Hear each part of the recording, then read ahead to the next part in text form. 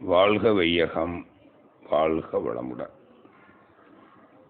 எல்லோரும் தன்னை அறிந்து இன்புற்று வாழ வாழ்த்தி எனது உரையை தொடங்குகிறேன்.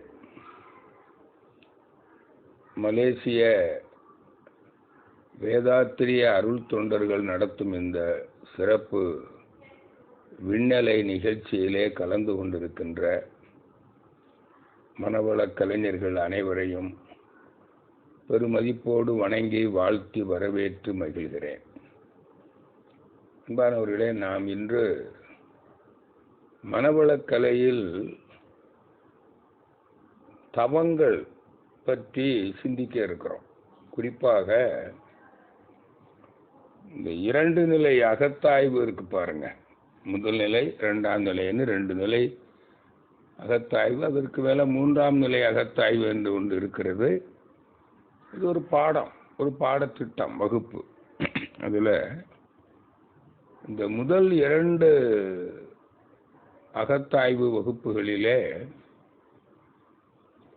நாம் தவம் செய்து பழகுகிறோம். அதில் முதல்ல துரிய தவம். துரிய தவத்தை ஆக்னையில் தொடங்குறோம். அப்புறம் உச்சந்தலையில் நிறைவு செய்கிறோம்.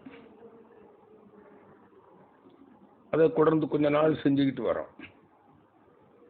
அப்புறம் பஞ்ச இந்திரிய தவம் செய்கிறோம்.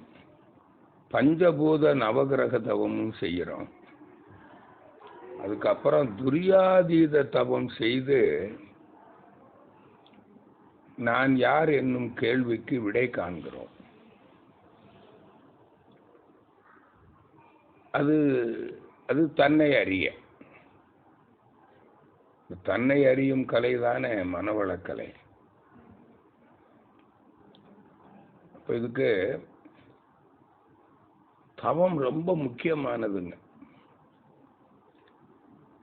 தன்னையோ கடவுளையோ அல்லது புலன்களுக்கு மறைவாக உள்ள இயற்கையையோ, அதை தான் சொல்றோம் மெய்ப்பொருள். அறிவதுதான் 6வது அறிவு. அந்த 6வது அறிவோடு பிறந்திருப்பவன் தான் மனிதன். அந்த 6வது அறிவை கொண்டு அந்த மெய்ப்பொருளை அல்லது தன்னை அறிய வேண்டும். அப்படி அறிந்தால்தான் அவன் மனிதனாக வாழ்வான் என்று பெரியவங்க சொல்லியிருக்காங்க. மனிதனாக வாழ்றதுன்னா என்ன? மனிதன்னா யாரு? இதமான மனதை உடையவன். அது என்ன? அதுதான் அன்பும் கருணையும். மனித தன்மை. அதாவது தனக்கும் பிறருக்கும் துன்பம் தராமலும் பிறர் துன்பம் போக்கியும் வாழும் பண்பு. அவன்தான் மனிதன். வள்ளுவர் சொல்லுகிறார், ஈதல் இசைவிட வாழ்தல். அப்படி வாழணும். அப்படி வாழுகிற மனிதன் இந்த உலக இன்பங்களை அனுபவித்து வாழத்தானே வந்திருக்கிறான். அப்போ துன்பம் தரும் செயல்களை செய்யக்கூடாது, துன்பம் போக்கும் செயல்களை செய்யணும். இந்த உலக இன்பங்களை அனுபவிக்கணும் அல்லவா? அதுதானே வந்திருக்கிறான். தன் எழிலை தானே ரசிப்பதற்கு திட்டமிட்டு எடுத்த உருவம் தானே மனிதன். அந்த உலக இன்பங்களை அனுபவிக்கிறான். எப்படி அனுபவிக்கிறான்? தொட்டு சுவைத்து முகர்ந்து பார்த்து கேட்டு. நீங்களே சிந்தனை பண்ணி பாருங்க. இதான வாழ்க்கை. அப்போ இந்த உலக இன்பங்களை துய்த்து வாழ்றதுக்கு தான் வந்திருக்கிறோம். மீண்டும் சொல்லுகிறேன், இப்போ நம்ம இதுவரைக்கும் வாழ்ந்திருக்கிறோம் இல்லையா? இப்போ எனக்கு 76 வயசாச்சு. நீங்கள் ஒவ்வொருத்தரும் ஒவ்வொரு வயது நிலையில் இருப்பீங்க இந்த உலகத்தில். இவ்வளவு நாளும் வாழ்ந்துருக்கீங்க. வாழ்க்கைன்னா என்ன பாருங்க. உறங்கும்போது வாழ்கிறோமா, அது பேர் வாழ்க்கையா? உயிர் வாழ்றது, அவ்வளவுதான். அப்படி உறங்கிக்கிட்டே இருந்தால் வாழ்நாள் முழுக்க அது பேர் வாழ்க்கையா? இப்போ வாழ்க்கைன்னா என்ன? தொட்டு சுவைத்து முகர்ந்து பார்த்து கேட்டு இந்த புலன்கள் மூலம் அழுத்தம், ஒலி, ஒளி, சுவை, வாசனையை உணர்ந்து இன்புறுகிறோம் அல்லவா? இதாங்க வாழ்க்கை. அப்படி வாழ்ந்தால் அதுதான் வாழ்க்கை. சரி, அப்படின்னா அவன் வாழும்போது இந்த இன்பத்தை அனுபவிக்கிறான், ஆனால் துன்பமும் படுறானே. என்ன, எப்படி துன்பம் வருது பாருங்க. அந்த இன்பத்தை அனுபவிக்கும் போது அவன் துன்பத்தையும் அனுபவிக்கிறான். அது என்ன, நீ பாருங்களேன், கொஞ்சம் சிந்தனை பண்ணுங்க. உடலுக்கு நோய் வருது இல்லை? எதனால? இதுவரைக்கும் என்ன தெரிஞ்சிருக்கிறோம்? அது வேதாத்திரியம் என்ன சொல்லுது? அந்த இன்பத்துல அளவு முறை மீறீங்க. அளவுக்கு மேல அனுபவிச்சா அமிர்தமும் நஞ்சுன்னு உங்களுக்கு தெரியுமில்ல? ஏன் அனுபவிக்கிற? சரி, இன்பத்தை அனுபவிக்கும் போதே இன்னும் வேண்டும், இன்னும் வேண்டும், இன்னும் வேண்டும் என்று அனுபவிக்கிற. அதான் ஆசை. அதானே ஆசை? அதான் பேராசை. பேராசை தானே பெரு நஷ்டம். இதனாலதான் துன்பம், நோய் துன்பம் வருதா? வேற என்ன வருது சொல்லுங்க? நோய் எதனால வருதுன்னு சொல்லுங்க. இதுதான் நோய். வேற எந்த காரணமும் கிடையாது நோய். சொல்லுவீங்க, இப்ப சுற்றுப்புற சூழல் காரணமாக நோய் வருது, இப்ப இன்ஃபெக்ஷன் வருது. அது உங்களுக்கு அந்த வைரஸ், கொரோனா வைரஸ், அது மாதிரி எத்தனையோ நோய் கிருமிகள்னு சொல்றீங்க. இதான் சுற்றுப்புற சூழல், சந்தர்ப்ப மோதல், கோள்கள் சஞ்சாரம் காரணமாக எல்லாம் வருதுன்னு சொல்றோம்ல. ரசாயன குழப்பம் ஏற்பட்டு அதுல அதை தாங்கிக் கொள்ளுகிற சக்தி நமக்கு இருந்தால், இம்யூனிட்டின்னு சொல்றீங்கல்ல, அது என்னன்றீங்க? இந்த உயிர் சக்தி. அதைத்தான் ஜீவகாந்த சக்தி, பயோ மேக்னெட்டிக் எனர்ஜி. அதுதான் உயிர் சக்தி, அதுதான் நோய் எதிர்ப்பு சக்தி, அதுதான் ஜீரண சக்தி. நீங்க இந்த இன்பத்துல மயங்கி இன்னும் வேண்டும், இன்னும் வேண்டும் என்று ஆசைப்படுகிற போது அந்த உடல் இயக்க தேவை இருக்குல்ல, இம்யூனிட்டி, ஜீரண சக்தின்னு சொல்றோமே, அதுக்கு தேவையான ஒரு அளவு இருக்குன்னு வைங்களேன். ஒரு 1000 யூனிட் சக்தி இருக்கணும். அது அதுக்கு மேல மிச்சமா இருக்கிறத நம்ம உடம்புல உற்பத்தி ஆகிட்டே இருக்குது அந்த சக்தி. நல்லா கவனிங்க. அந்த சக்தியை செலவு செய்துதான் வாழ்றோம். மன இயக்கத்துல, உடல் இயக்கத்திலையும் அது செலவாகத்தான் செய்யும். உறங்கும் போது செலவாகுது, அது உடல் இயக்கத்துக்கு. உள் உறுப்புகள்லாம் இயங்குது அல்லவா, ஜீரணம் நடக்குது இல்லை. மன இயக்கத்தில் இந்த உலக இன்பங்களை அனுபவிக்கிறதுல இன்னும் செலவாகுது. அதுல இந்த உடல் தாங்கும் அளவுக்கு மேல நம்ம அனுபவிக்கிறோம் பாருங்க. அப்பதான் அங்க இருப்பு குறைஞ்சு, நோய் எதிர்ப்பு சக்தி குறைஞ்சு, அந்த உடல் இயக்கம் நடக்கல. உடல் ஜீரணத்துக்கே சக்தி குறைஞ்சி போச்சு. அப்போ ஜீரணம் நடக்கல. ஜீரணம்னா என்ன? உணவுல இருந்து சத்துக்களை பிரித்து உள்வாங்கல, கழிவுகளை வெளியேற்றல. அப்போ இதுதான் நோய். அப்பதான் நம்ம உடம்புல வலி உணர்வு வருது. வலி உணர்வு வந்தா பரிசோதனை பண்றோம், ரத்தத்தை பரிசோதிக்கிறோம், உடல் செல்களை பரிசோதிக்கிறோம். என்ன கண்டுபிடிச்சோம்? அங்கே கெட்ட பொருள்கள், உதாரணமா ரத்தத்துல கெட்ட பொருள்கள் தேங்கி கிடக்கிறது. நல்ல பொருள் இல்லை, சத்து பொருள் இல்லை, கழிவு பொருள் தேங்கி கிடக்குது. எதனால? ஜீரணம் சரியா நடக்கல. ஏன்? சக்தி குறைஞ்சி போச்சு. எதனால?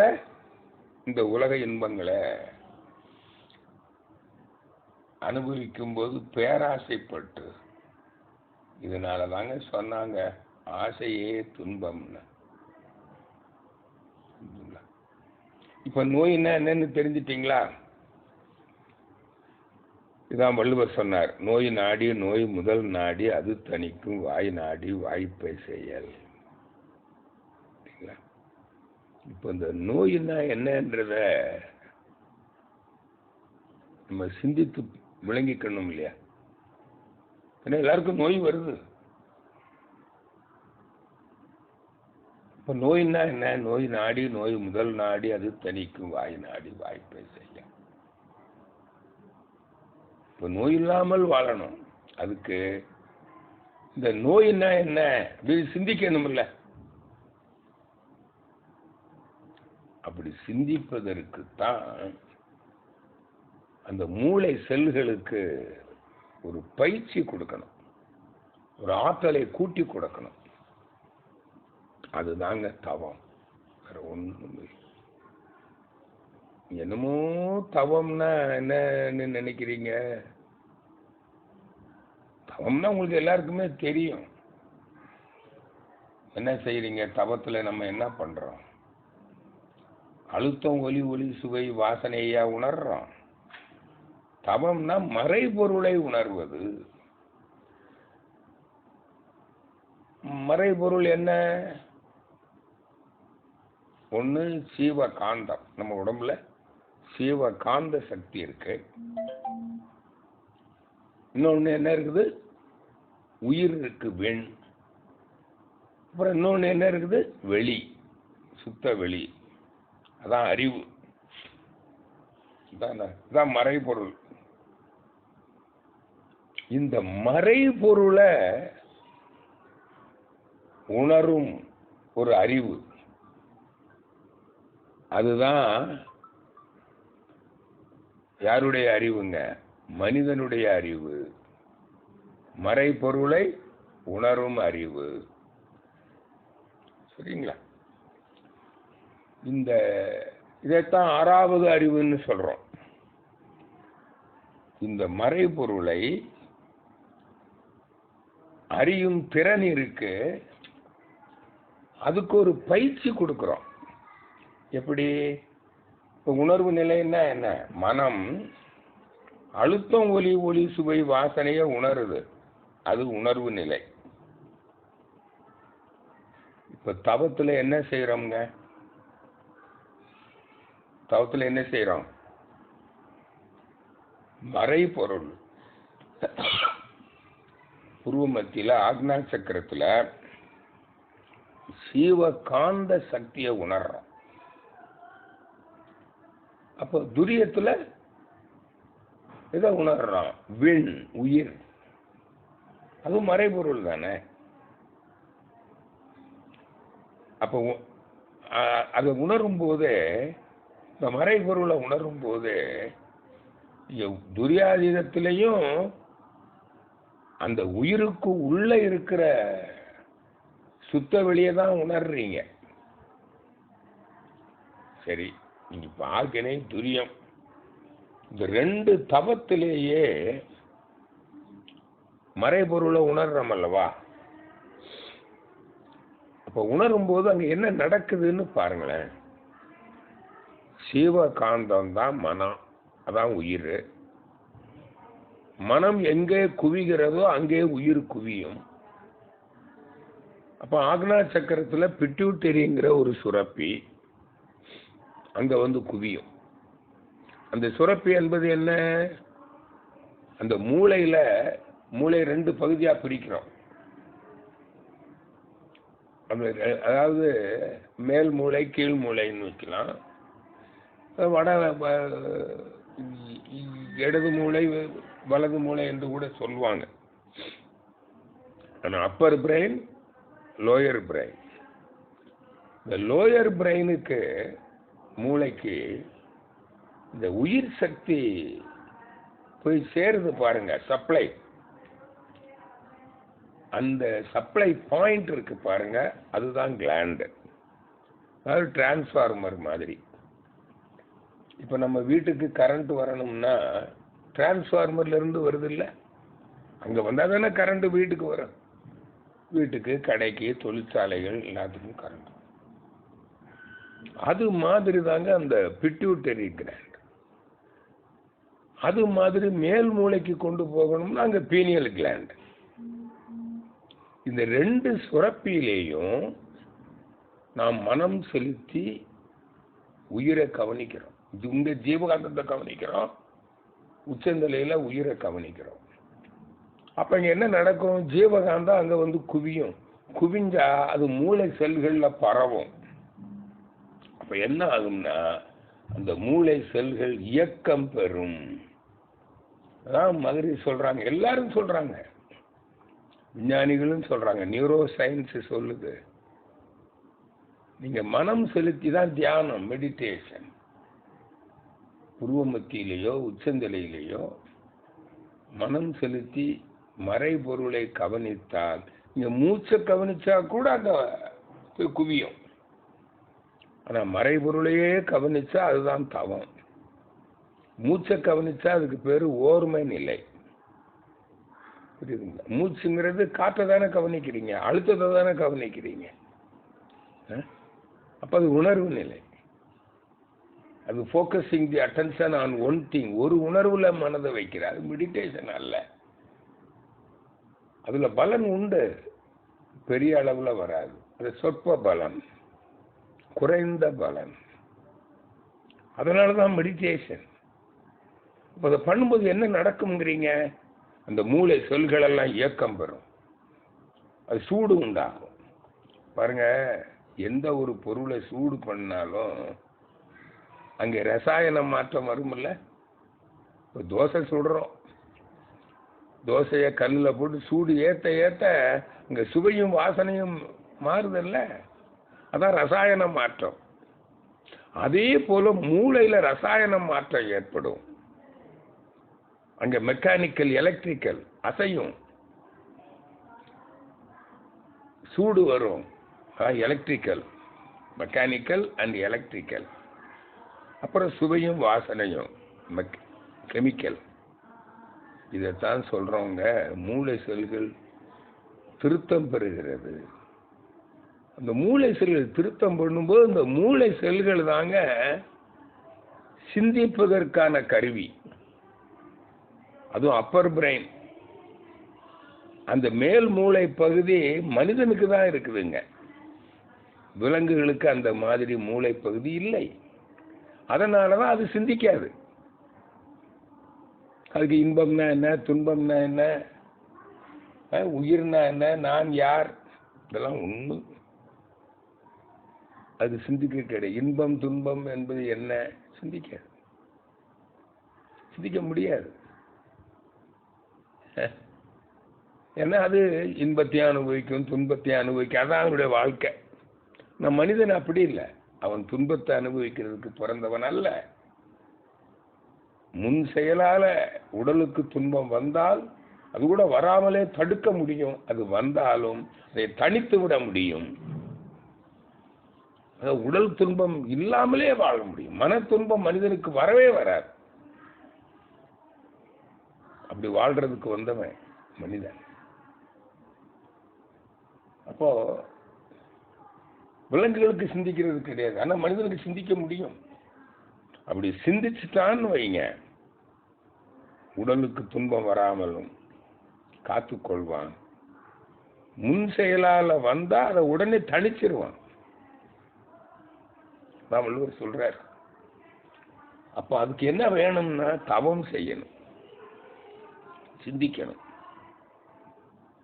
துன்பம்னா என்ன? துன்பம் இல்லாமல் வாழ்றது தானே வாழ்க்கை. ஒன்று உடல் துன்பம், இன்னொன்று மன துன்பம்.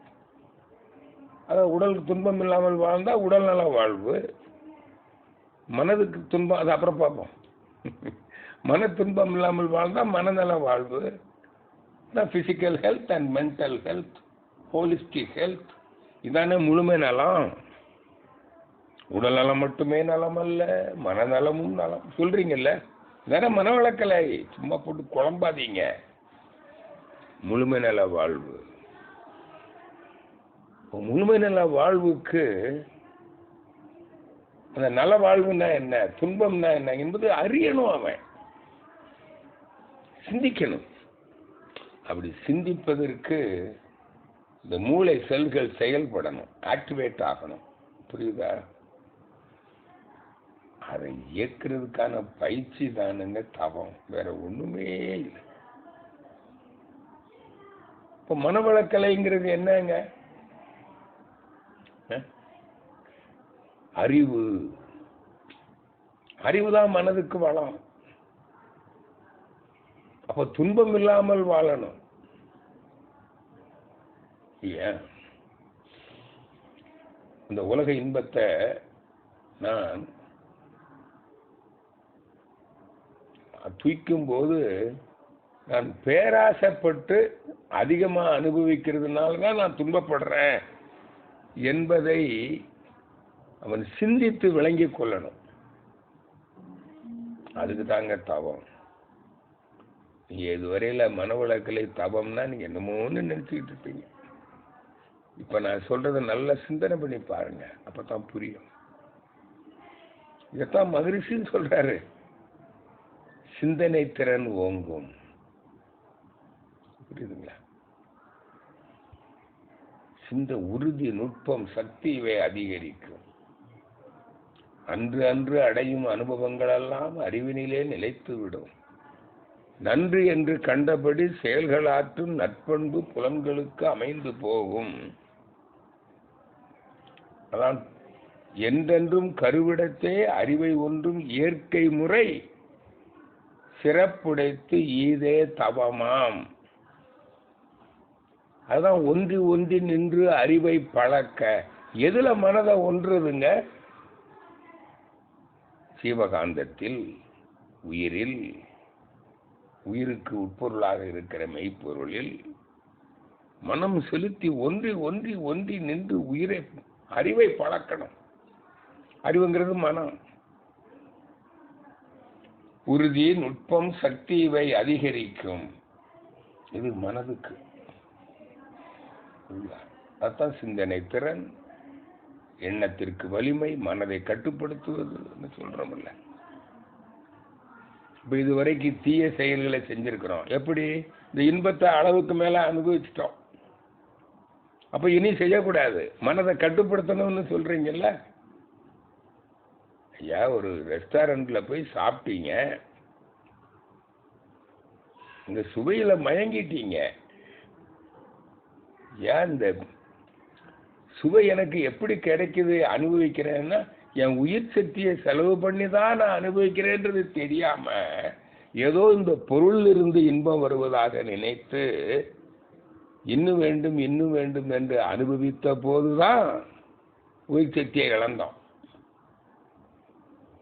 புரியுதுங்க? அதிகமா சாப்பிட்டு அதை ஜீரணிக்க முடியாம வயிற்று வலி வந்து, அல்லது நீங்க அந்த ஜீரணமே ஆயிடுச்சு, உலக இன்பத்தையே அனுபவிச்சுட்டீங்க, இருப்பு குறைஞ்சா ஜீரணம் நடக்காது. அதிகமா செலவு பண்றீங்களா இந்த இன்பத்தை அனுபவிக்கிறதுல, தானங்க நோய் வந்திருக்குது. இதே மாதிரி நீங்க சுவையை அனுபவிக்கிறீங்க, அல்லது பார்த்து கேட்டு தொட்டு முகர்ந்து, அது பொருள் உறவுலையோ பால் உறவுலையோ இன்பத்தை அளவுக்கு மேல அனுபவிச்சா தானே துன்பம் வருது. இதானே நோய்? சொல்லுங்க. உடல் துன்பங்கிறது இதுதானே. அப்போ உடல் துன்பம் இல்லாமல் வாழணும்னா இந்த துன்பம்ங்கிறது என்னன்னு தெரியணும். உடல் துன்பம்ங்கிறது என்னங்கிறது தெரியணும். இந்த உடலுங்கிறது என்னன்னு தெரியணும். அதை புரிஞ்சுக்கிறதுக்கு தான் தவம்.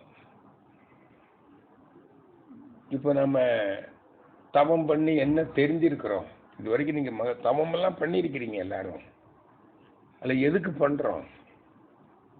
தவம் பண்ணி பாருங்க, ஆக்கினை பண்ணீங்க, அப்புறம் துரியம் பண்றோம், அப்புறம் துரியாதீனம் பண்றோம்.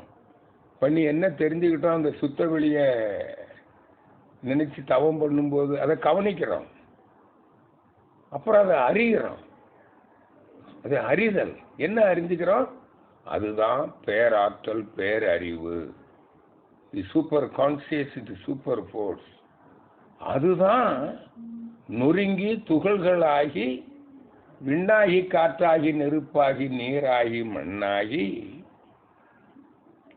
முறையாக கூடி உடலாக இருக்கிறது. அங்கே சீவகாந்தமாகவும் இருக்கிறது. இந்த சீவகாந்த செலவு தான் இன்பம். அந்த சீவகாந்தம் அழிந்தால் எப்படி? அதிகமா செலவு பண்ணிட்டா அந்த இருப்பு குறையுது. அப்பத்தான் அஜீரணம், அப்பத்தான் கழிவு தேங்குது, உயிரோட்டத்துக்கு தடை ஏற்படுது, வலி வருகிறது, நோய். புரிஞ்சு போச்சா? இப்ப நோய் பற்றிய ஒரு அறிவு வேணும்னா நீ தவம் பண்ணணும். தவம் பண்ணாதான் இது தெரியும். பாருங்க எவ்வளவு முக்கியமானது தவம். இதை தெரிஞ்சுக்கிட்டா தான் என்ன பண்ணுவீங்க? நம்ம நான் இந்த உலக இன்பங்களை அனுபவிக்கும் போது கவனமா இருப்பேன். அது இந்த சீவகாந்த சக்தியை செலவு பண்ணும்போது எந்தெந்த செயல்ல நான் இந்த சீவகாந்த சக்தியை செலவு பண்றேன்? உண்ணுதல். புரியுதா? அப்போ உண்ணும் போது கவனமா இருப்பீங்க. நான் பசிக்கிற அளவுக்கு தான் சாப்பிடுவேன். அதுக்கு அதோட அனுபவிச்சிட்டீங்கன்னா நிச்சயமா உங்களுக்கு ஜீவகாந்த சக்தி விரயமாகாது. புரியுதுங்களா? அதை முறையா சாப்பிடணும். அது இல்லைன்னா அது அங்க போய் சீரணிக்க ஆகிறதுக்கு போய் சக்தி இருக்காது. எப்படி என்னான்னு தெரியுங்களேன்? இந்த உணவை விரும்பி ரசித்து ருசித்து அரைச்சி கூழாக்கி விழுங்கணும்.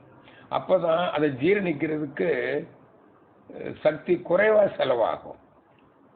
இல்லைன்னா அந்த கழிவு பொருளை வெளியேற்றுறதுக்கு அதிகமான சக்தி செலவாயிடும், விரயமாயிடும். அப்பதான் சொல்றோம். அப்ப நீ கவனமா இருப்பீங்கல்ல. அதுவும் உயிர் சக்தி வேணும்.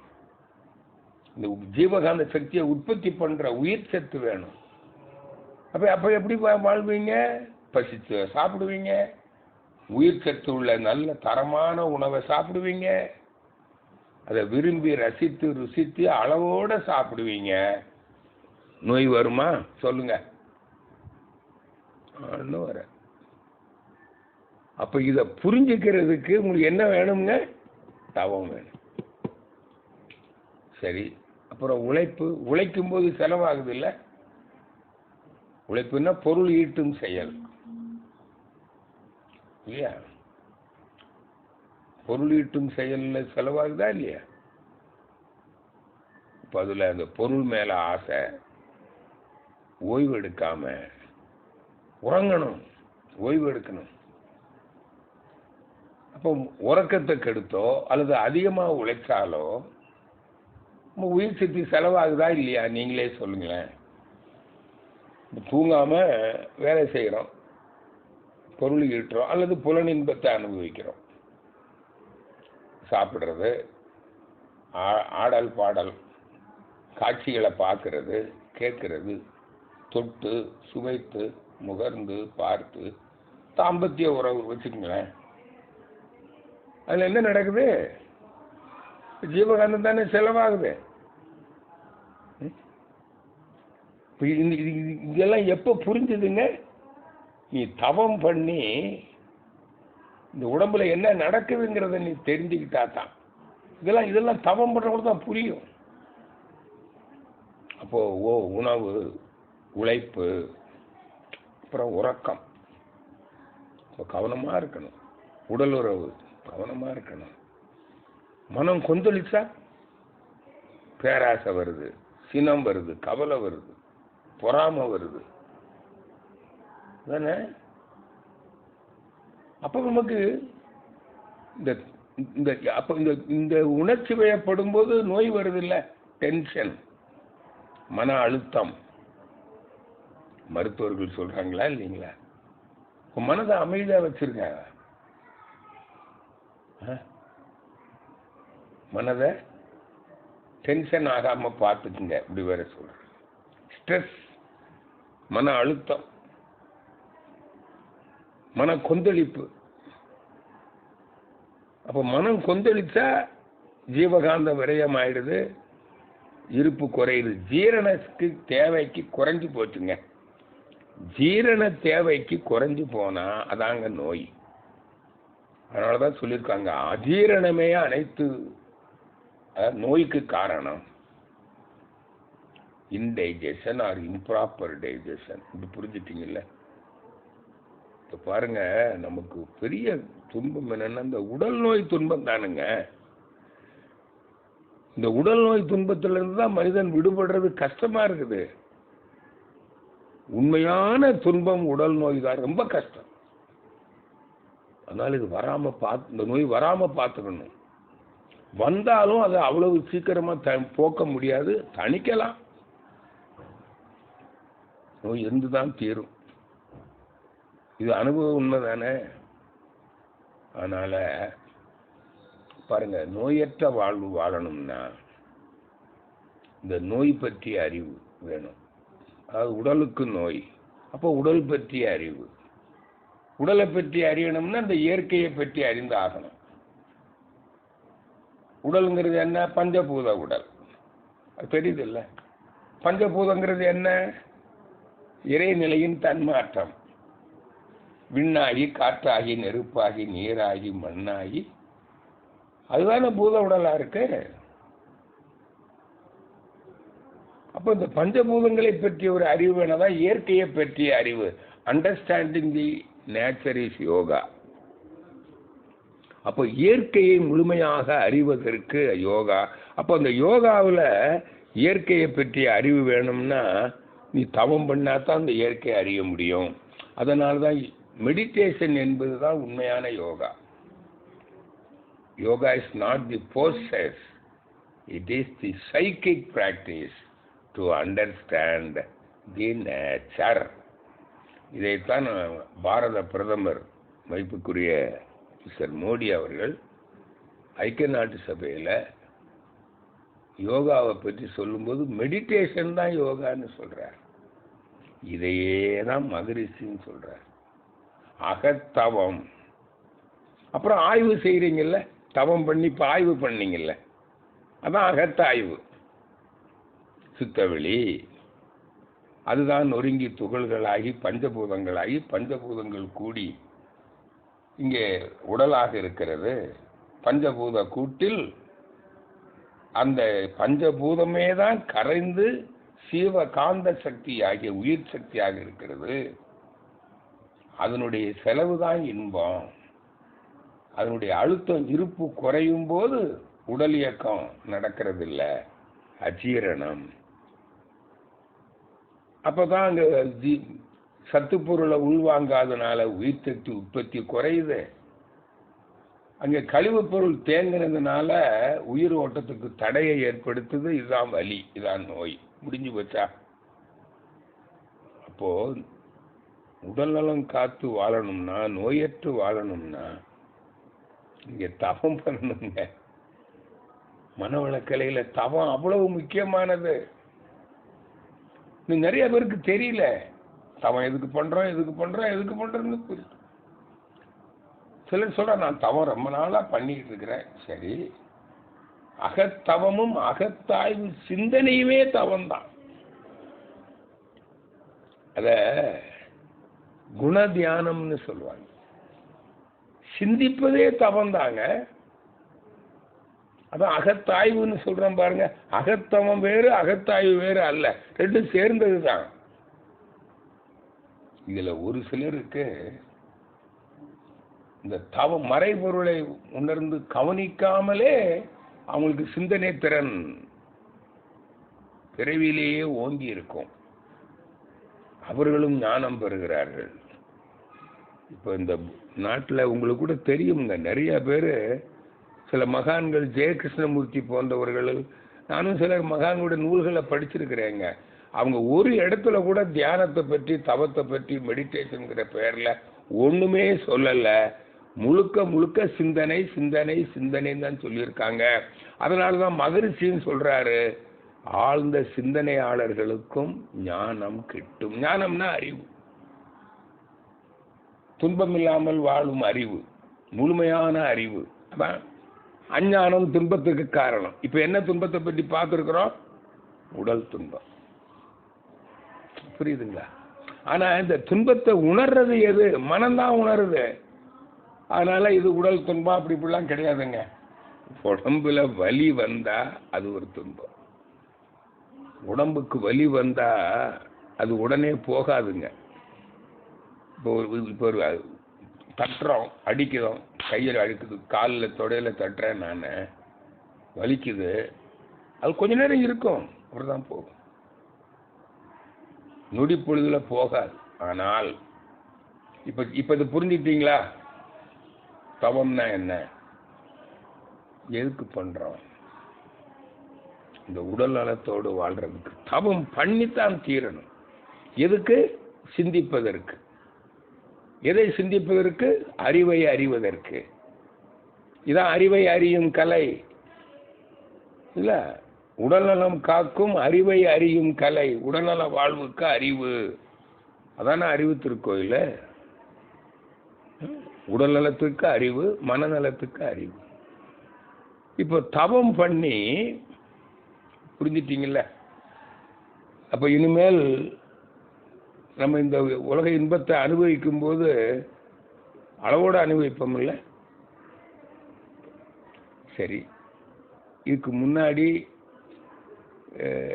அளவோட அனுபவிக்கல நம்ம முன்னோர்கள் அல்லது நாம. அப்போ நமக்கு இப்படி நோய் வரும். அப்ப இனிமே என்ன செய்யணும்? அப்ப அதனால என்ன ஆகும்? வரும், ஆயுளும் குறையும். ஆனா இனியாவது நம்ம தவம் செஞ்சு ஒழுங்கா வாழ்ந்தா அந்த நோயை என்ன பண்ணலாம்? வராம தடுக்கவும் முடியும், வந்தா உடனே தணிக்க முடியும், ஆயுளையும் நீட்டிக்க முடியும். இதை தெரிஞ்சுக்கிட்டோம். இன்னொன்னு இருக்குது இல்ல, நோய் எதனால வருதுன்னு நினைக்கிறீங்க? நம்ம இந்த உலக இன்பத்தை அதுக்கும் அளவுக்கு மேல அனுபவிச்சனால மட்டுமா? இல்ல, நம் முன்னோர்களும் பிறரும், நாமும் நம் முன்னோர்களும் பிறருடைய வேதனையை, சாபத்தை, வருத்தத்தை வாழ்நாளில் சம்பாதித்திருந்தால் அவருடைய வேதனை, வருத்தம், சாபம் நமக்கு நம்முடைய வாழ்நாளிலே அல்லது நம்முடைய குழந்தைகளுடைய வாழ்நாளிலோ நோயாக வரும். இதையும் தெரிஞ்சிட்டோம். எப்ப தெரிஞ்சிட்டோம்? தவம் பண்ணி சிந்திச்சு தெரிஞ்சுக்கிட்டோம். அப்ப இனி என்ன பண்ணுவோம்? இனி யாருக்கும் துன்பம் கொடுக்க மாட்டோம், துன்பப்படுறவங்களுக்கு உதவுவோம். இந்த இரண்டு ஒழுக்க பண்பாடும் வந்துருங்க. இப்ப சொல்லுங்க, இனி எப்படி வாழ்வோம்? இனி 5 அளவு முறை காத்து வாழ்வோம், இரண்டு ஒழுக்க பண்பாடை கடைபிடித்து வாழ்வோம். சரி, இதுக்கு முன்னாலதான் நம்ம தப்பு பண்ணியிருக்கோம்ல, அப்ப நோய் வருமல்ல, அங்க ரசாயன குழப்பம் வருமல்லவா, உயிர் சக்தி உற்பத்தி குறையும், கழிவுகள் தேங்கும். அதுக்குத்தான் கண்டுபிடிச்சோம். உடல் பயிற்சியும் காயக்கல்ப பயிற்சியும். உடல் பயிற்சி செஞ்சோம்னா அன்னன்னைக்கு அந்த கழிவு வெளியேறிடும். கண்டிப்பா எல்லாரும் தப்பு பண்ணியிருக்கிறோம். முன்னோர்கள் பண்ணியிருக்காங்க, நாம பண்ணியிருக்கோம். அதான் சொல்றோம், பாவப்பதிவை போக்கும், கொண்டு வந்த வினைப்பதிவை போக்கும் எது? உடல் பயிற்சி. அப்ப காயக்கல்ப பயிற்சி அங்க உயிர் சத்து குறைஞ்சிருக்குது இல்ல, நம்முடைய வாழ்க்கை முறையினால. உயிர் சத்து, ஜீவகாந்த உற்பத்தி, அதுக்குத்தான் உணவும் மருந்தும் அதுவே. அந்த வித்து குழம்ப அமுத ரசமா மாத்திரம். அப்பதான் அந்த வித்து குழம்பு உயிர் சக்தியை பிடிச்சு வைக்கும், அதிகமா உற்பத்திக்கு காரணமா இருக்குது. இந்த அறிவை நாம் பெறுகிறோம். அப்ப நோயின்னா என்ன பாருங்க, இதெல்லாம் உடம்பு ரசாயன குழப்பம் எதனாலெல்லாம் வருது, இதெல்லாம் தெரிஞ்சுக்கணும்னா சிந்தித்து புரிஞ்சுக்கிறோம். மீண்டும் மீண்டும் சொல்றேன், தவம் என்பது சிந்தனைக்கு வளர்ப்பு தாய். விவேகானந்தர் சொல்வார், தவம் சிந்தனைக்கு வளர்ப்பு தாய், சிந்தனை தவத்திற்கு விருந்து. இங்க தவம் பண்ணினாலே தானா சிந்தனை திறன் கூடிடுங்க. புரியுதா? அப்ப சிந்தனை திறன் கூடும், தவம் பண்ண பண்ண சிந்திச்சிருங்க. அப்ப சிந்திச்சீங்கன்னா இன்பம் துன்பம் என்பது என்ன என்பது விளங்கிடும். அதுல உடல் துன்பம் என்பது என்னன்னு தெரிஞ்சிச்சுல, விளங்கிச்சா? அடுத்தது மன துன்பம்னா என்னன்னு தெரிஞ்சிடும். எப்படி மன துன்பம்ங்கிறது என்ன சொல்லுங்களேன்? ஆசை. ஆசை என்ன? ஆசை இந்த புலனின்ப ஆசை. இதுக்கு தானே வந்தீங்க. இன்பம்ங்கிறது புலனின்பம், அழுத்தம், ஒலி, ஒளி, சுவை, வாசனையை பொருள் உறவிலும் பால் உறவிலும் உணர்றோம். அது செலவு பண்றோம், அதுதானே இன்பம். அளவுக்கு மேல செலவு பண்ணா துன்பம். அப்போ இது வந்து உடலுக்கு துன்பம். இப்போ மன துன்பம்ங்கிறது என்ன தெரியுங்களா? அந்த ஆசைப்படுறீங்கல்ல மனசுல, என்ன வேணும்? இன்னும் வேண்டும், எனக்கே வேண்டும். இன்னொருத்தர் அனுபவிக்கிறத பாக்குறீங்க, அவங்கிட்ட இருக்கிற மாதிரி அவன் அனுபவிக்கிற மாதிரி நான் அனுபவிக்கணும், அவங்கிட்ட இருக்கிற மாதிரி பொருளும் புகழும் அதிகாரமும் எனக்கு வேணும் என்று ஆசைப்படுகிறானே. அந்த ஆசைப்படும்போதுதான் இது என்னன்னு சொன்னீங்கன்னா, பிறரிடம் இருக்கும் பொருளுக்கும் புகழுக்கும் அதிகாரத்திற்கும் ஆசைப்படுவதுதான் மன துன்பம். புரியுதா? அது எனக்கே வேண்டும்னு ஆசைப்படுது. இன்னும் வேண்டும்னு ஆசைப்பட்டா அது உடல் துன்பமா வந்துடும். எனக்கே வேண்டும் என்று ஆசைப்பட்டால் அது மனதுக்கு துன்பம். நல்லா கவனிங்க, இதான் ஆசையே துன்பம். ஆசைப்படப்பட ஆய் வரும் துன்பம். அப்ப அந்த ஆசைதான் துன்பமா இருக்குது. ஆனா இப்ப நீங்க தவம் பண்ணி இந்த உலக இன்பத்தை அனுபவிக்கிற நான் யாருன்னு தெரிஞ்சிட்டீங்கல்ல, அதுதான் தவம். நான் யார், நான் யாருன்னு சிந்திக்கிறதுக்கு. அதுக்காக தான் துரியாதீத தவத்தை கொடுத்து நான் யார், நான் யாருன்னு விளக்குனாங்க. அனுபவிச்ச போது நான் யாரு? நான் என்பது அறிவு, அதுதான் தெய்வம், அதுதான் மெய்ப்பொருள், அதுதான் எல்லோரிடமும் மனமாக இருக்கிறது என்பதை தவம் செய்து விளங்கிக் கொண்டோம். அப்ப இந்த உலகத்துல வாழ்றதெல்லாம் யாருங்க? நான் தானே. அப்ப நான் அனுபவிக்கிற இன்பத்துக்கே நான் ஆசைப்படுவேனா? ஆசைப்பட மாட்டேன். அதான் சொன்னாங்க, தன்னை அறிந்தவனுக்கு இனிமே துன்பமே இல்லை. புரியுதா? அப்ப இனி மன துன்பம் இருக்குமா? அவனுக்கு பேராசை இருக்குமா? சினம் வருமா? கடும்பற்று வருமா? முறையற்ற பால் கவர்ச்சி வருமா? உயர்வு தாழும் வருமா? பிறரிடம் இருக்க இன்பத்தை பார்த்து எனக்கே வேண்டும், எனக்கே வேண்டும் என்று ஆசைப்படுவானா? பொருளுக்கும் புகழுக்கும் அதிகாரத்திற்கும். அப்ப அவனுக்கு என்ன இல்லைங்க? மன துன்பம் இல்லை. எதனால? இங்க தவம் பண்ணி மனதை அறிந்து விட்டான், உடலை அறிந்தான். உடல் நோயினா என்ன, உடல் துன்பம்னா என்ன என்பதை தவம் செய்து சிந்தித்து அறிந்து கொண்டான். இப்ப மன துன்பம்னா என்ன என்பதையும் தவம் செய்து சிந்தித்து அறிந்து கொள்ளுகிறோம். இனி ஆசைப்பட மாட்டோம். இனி மன துன்பம் இல்லவே இல்லை. ஆசைப்பட்டா தானே மன துன்பம். அப்போ மன துன்பம் வருமா? வரவே வர. யாருக்கு? தவம் செய்து தன்னை அறிந்தவனுக்கு. இதைத்தான் சொன்ன. ஆனா உடல் துன்பம் வரலாம். ஏன்? முன் செயலால் அல்லது இப்பற்று செயலால் உடலுக்கு துன்பம் வரும். வந்தாலும் இந்த தவத்திலே உயர்ந்து அறிவிலே உயர்ந்தவர்கள் அந்த நோயை என்ன பண்ணிடுவாங்க? தனித்து விடுவார்கள், அதை போக்கி விடுவார்கள். அது போகும் வரை அந்த உடல் வலியை தாங்கிக் கொள்வார்கள். இதுதான் உண்மை. இது யாரு? தவம் செய்கிறவங்க. அன்பானவர்களே, இந்த அளவில் இப்போ மனவளக்கலையில் தவம்னா என்ன என்பதை பற்றி எனக்கு ரொம்ப திருப்தியாக நல்ல விதமாக நான் சொல்லியிருக்கிறேன் என்பதில் எனக்கு ஒரு நிறைவு இருக்கிறது நண்பர்களே. ஆக இதுதான் மனவளக்கலையில் தவம். தவத்தில் தவம்னா இந்த துரியாதீத தவம். பஞ்சேந்திரிய தவம் எதுக்கு அப்படின்னா, 5 புலன்களிலே நம்ம இப்போ இந்த இன்பத்தை அனுபவிக்கிறோம் அல்லவா, ஜீவகாந்தத்தை செலவு பண்ணுறோமல்ல. அப்போ அங்கே அணு அடுக்கு அந்த அந்த உறுப்புகளுடைய செல்கள் தாங்குற அளவுக்கு மேலே அதிகமாக செலவு பண்ணதுனால தானே நோய் வருதுன்னு சொன்னோம். அப்போ அங்கே என்ன நடக்கும்னா அணு அடுக்கு சீர்குலைஞ்சி போகும். புரியுதா? அந்த சீர்குலைஞ்சி போன அணு அடுக்க நாள்தோறும் கொஞ்ச நேரம் தவம் பண்ணி அல்லது அவ்வப்போது தவம் பண்ணி அதை சீர் செஞ்சிட்டீங்கன்னா அதில் நோயாக இருந்தால் நோய் குணமாகும், நோய் வராமலும் காத்து கொள்ளலாம். இப்போ பஞ்சேந்திரிய தவம் செஞ்சுக்கிட்டு வந்தீங்கன்னா அந்த உறுப்புகளிலே நோய் வருவதையும் தடுக்கலாம், நோய் இருந்தால் போக்கலாம். ஒன்று. ரெண்டாவது, நான் சொன்னேன் இல்லைங்களா, இன்னும் வேண்டும் இன்னும் வேண்டும். இந்த இன்பத்தை அனுபவிக்கும் போது இன்னும் வேண்டும் இன்னும் வேண்டும்னே அனுபவிக்கிறாங்க. இப்போ நாவில் சுவை இருக்குது, அதை உணர்ந்திருக்கு, அங்கே ஒரு பதிவு ஏற்பட்டு இருக்குது.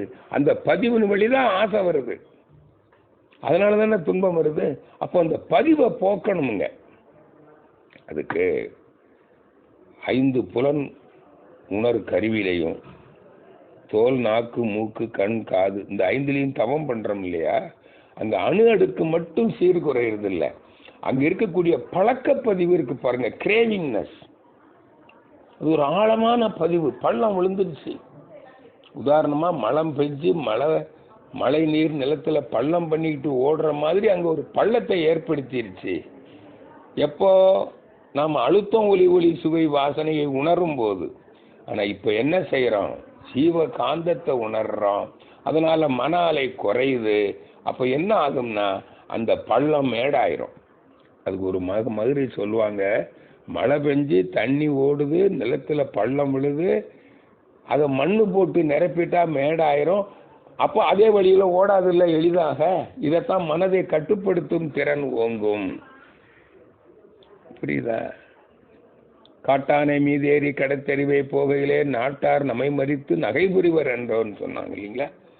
இந்த பழக்க பழிவில் புலன்கள் வழியாக ஓடும், அதான் மனதை கட்டுப்படுத்த முடியல.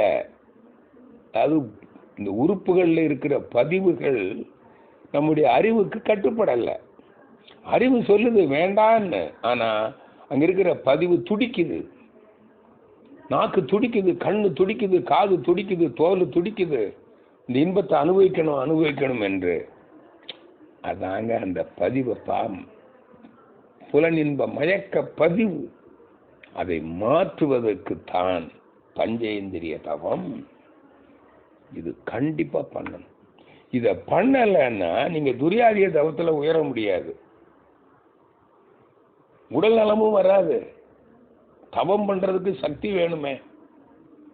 நீங்கள் இந்த பஞ்சேந்திரிய தவம் பண்ணலைன்னா அதில் ஓட்டையில் ஒழுகிட்டே இருக்கும், நோயும் வந்துடும் பாருங்க. அப்போ உடல்நலம் காப்பதற்கும் மனநலம் தவத்தில் உயர்வதற்கும் உடல் நோயை போக்குவதற்கும் நோய் வராமல் காத்து கொள்வதற்கும் பஞ்சேந்திரிய தவம் செய்யணும். ரொம்ப முக்கியம். எனக்கு தெரிய வேற எந்த மகானும் இப்படி ஒரு தவம் கொடுக்கல. அப்புறம் இந்த பஞ்சபூத நவகிரக தவம் இருக்கு பாருங்க, அதில் பஞ்சபூத தவத்தை மட்டும் ஈஸியாக புரிஞ்சுக்குங்க. பஞ்சபூதங்கள் மீது தானே தவம் பண்ணுறோம், நினைக்கிறோம். அப்போ அதோடு உயிர்கலப்பு ஏற்படுது இல்லையா, அந்த சக்தி உள்வாங்கப்படும். இப்போ பாருங்க, நிலத்தின் மீது நிலத்தை நினைச்சு தவம் பண்ணால் நிலத்திலிருந்து வரக்கூடிய சக்தி உள்வாங்கும். ஏன்னா காந்த அலை போய் வரும் அல்லவா, தவத்தில் அலை இயக்கம். அப்போ சக்தியை உள்வாங்கும். அப்போ நீர் சக்தியை உள்வாங்கும், நெருப்பு சக்தியை உள்வாங்கும், காற்று சக்தியை உள்வாங்கும், விண்ணிலிருந்து சக்தியை உள்வாங்கும். இந்த 5 சக்தியும் சேர்ந்தது தானே நம்முடைய உடல்ல இருக்கிற ஜீவகாந்த சக்தி. அப்போ உடல் நலமா இருக்கணும்னா இந்த பஞ்சபூத சக்தி நம்ம உடம்புல பேலன்ஸா இருக்கணும்ல. அதுக்கு தான் நம்ம சாப்பிட்றோம், தண்ணி குடிக்கிறோம், வெப்பநிலையை பாதுகாக்கிறோம், காற்று சுவாசிக்கிறோம், விண்ணை பராமரிக்கிறோம். ஆனாலும் இந்த பஞ்சேந்திரிய தவத்தின் மூலமும் அது பஞ்சபூத தவத்தின் மூலமும் நம்முடைய உடலுக்கு வேண்டிய உயிர் சக்தியை உள்வாங்கிக் கொள்ள முடியும். அதாவது சித்தர்கள் இந்த பஞ்சபூதங்களின் மீது தவம் செஞ்சு சாப்பிடாம கூட இருந்தாங்க, தண்ணி குடிக்காம இருந்தாங்க. இந்த உணவுல இருந்து கிடைக்க வேண்டிய சத்தை மண்ணுல இருந்து வாங்கிடுவாங்க. நீர்ல இருந்து வரக்க வேண்டிய சக்தியை தண்ணி குடிக்காமலே வாங்கிட முடியும். புரியுதா? அதனாலதான் சொல்லுவாங்க பஞ்சபூதங்களும் அவர்களுக்கு கட்டுப்பட்டு இருந்தது சித்தர்களுக்குன்னு. புரியுதா? அதே போல நமக்கு பொருள் வேணும் அல்லவா, உணவு, உடை, உறவிடம், அனுபவம் எல்லாம் எதால் ஆனதுன்னு பஞ்சபூதங்கள். அதனால சொல்றேன், அந்த பஞ்சபூதங்களை பயனுள்ள வகையில் பயன்படுத்தி கொள்ளும், விஞ்ஞான அறிவை பெருக்கிக் கொள்வோம்னு சொல்றோம்ல. இங்க பொருள் வரவு கூடுங்க. நீங்க பஞ்சபூத தவம் பண்ணிக்கிட்டே வாங்க, உங்களுடைய தொழிலில் முன்னேற்றம் வந்துடும், தானா வரும், பொருள் சேரும். புரியுது? இப்போ பஞ்சபூத தவம் வேணுமா வேண்டாமா? பொருள் வேணுமில்ல, உடல்நலம் வேணுமில்ல. அதே போல கோள்கள், இந்த கோள்களுக்கும் நம்முடைய வாழ்க்கைக்கும் ரொம்ப சம்பந்தம் இருக்குது. அது 7 சம்பந்தங்கள் இருக்கு, 7 சம்பத்துக்கள் இருக்கு. அதுக்கு 4 சம்பந்தம்னு சொல்லுவோம். உருவமைப்பு, குணம், அறிவின் உயர்வு, கீர்த்தி, உடல் வலிவு, சுகம், செல்வம். இந்த 7 சம்பத்துக்களும் அமைவது இந்த கோள்களுடைய சஞ்சாரத்தை பொறுத்து. அது நாம் பிறக்கும் போது எப்படி அமைஞ்சிருந்தது அதை பொறுத்து நமக்கு உருவமைப்பு எப்படி இருக்கும், குணம் எப்படி இருக்கும், நமக்கு கீர்த்தி எப்படி அமையும், உடல் வலிவு, சுகம், செல்வம், இந்த 7 சம்பத்துக்களும் எப்படி அமையும் என்பது அங்கே விதிக்கப்படுகிறது. அதாவது அங்கே அதை வச்சு கண்டுபிடிச்சிடலாம். அதனால தான் ஒருத்தர் ஜாதகம் இருக்குது, பிறந்துட்டாங்க, அந்த எந்தெந்த கோள் எங்கே இருக்குங்கிறத பார்த்து இவனுடைய உருவமைப்பு எப்படி இருக்கும், அவங்களுடைய குணம் எப்படி இருக்கும், அறிவு உயர்வு எப்படி இருக்கும், கீர்த்தி எப்படி இருக்கும், உடல் வலிவு, சுகம், செல்வம் எல்லாம் ஒரு அமைப்புன்னு சொல்றோம்ல, அவருக்கு அமைஞ்ச கரு அமைப்புன்னு சொல்றோம். அந்த கரு அமைகிற போது கோள்கள் நிலை எப்படி இருந்ததோ அதை பொறுத்து 7 சம்பத்துக்கள் ஒருவனுக்கு அமையும். அப்போ சஞ்சரிக்கும் போது மாறும் அல்லவா, 7 சம்பத்துக்கள்ல ஏற்ற இறக்கம் வரும் அல்லவா, வரும். அப்பதான் சொல்றாங்க மகரிஷி, அந்த கோள்கள் சஞ்சாரத்தினால இந்த 7 சம்பத்துக்களிலே நமக்கு ஒரு அது சொல்றது பேலன்ஸ்டா இருக்கணும், சமப்படுத்தணும். கூடி குறைஞ்சி போச்சுன்னா, அது கூடுனா ஒன்றும் இல்லை, குறைஞ்சி போச்சுன்னா சிக்கல் தானே வரும். அப்பதான் இந்த கோள்களுடைய அலைவீச்சு நமக்கு ஒத்ததாக அமையணும். அப்படித்தானே தவம் பண்றோம், எனக்கு ஒத்ததா அமையட்டும், அது இந்த இதுக்கெல்லாம் சம்பந்தப்பட்டதுன்னு சொல்றோம். இதாங்க பூத நவகிரக தவம். இது வேணுமா வேண்டாமா? அதனால தான் இந்த அகத்தாய்வில் இந்த 2 நிலை அகத்தாய்வுக்குள்ள இந்த துரியாதீத தவம், அதில் ஆகினை துரியம் துரியாதெல்லாம் கூட சேர்ந்தது தாங்க. அப்புறம் அடுத்தது பஞ்ச இந்திரிய பஞ்சபூத தவம். இப்போ இதனுடைய மதிப்பை நான் சொல்லியிருக்கிறேன். செய்முறையை மன்றத்தில் உங்களுக்கு கற்றுக் கொடுத்துருக்குறோம். அதை நீங்கள் முறையாக பயின்று இந்த தவ ஆற்றலை பெருக்கிக் கொள்வோம், உடைய பலனை முழுமையாக துய்ப்போம் என்று கூறி இந்த சிந்தனையை நிறைவு செய்கிறோம். அனைவருக்கும் நன்றி, மகிழ்ச்சி, வாழ்த்துக்கள். வாழ்க வளமுடன்.